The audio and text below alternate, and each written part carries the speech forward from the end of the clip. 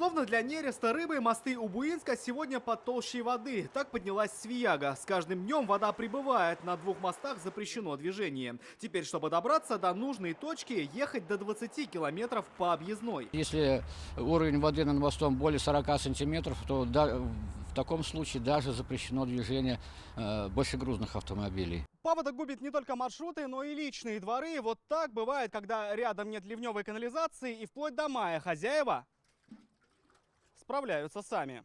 А воду качаем, школа запрещает. Таскина Гурьянова вновь на посту. От потопа спасает сад и дом. Сначала ведрами, а теперь насосом. Каждый день женщина осушает подвал. Тщетно. Каждое утро вода вновь здесь.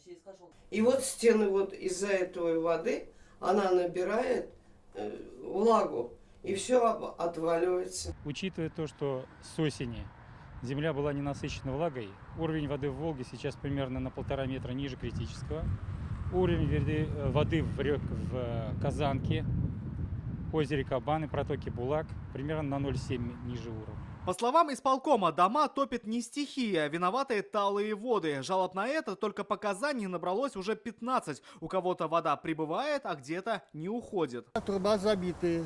Если труба она была чистой, вода, вся ливневая вода этого не стояла. Вот и дом Мансура Сабирова топит не потому, что вода прибывает. Вода стоит из-за засора. Забились трубы для отвода. Еще с осени, но аукнулась по весне. Если их очистить, то вода уйдет. Проверить это не так много времени. После приезда ТНВ на месте заработала спецтехника. Рамиль Шайдуллин, Александр Лобанов, ТНВ, Казань, Буинский район.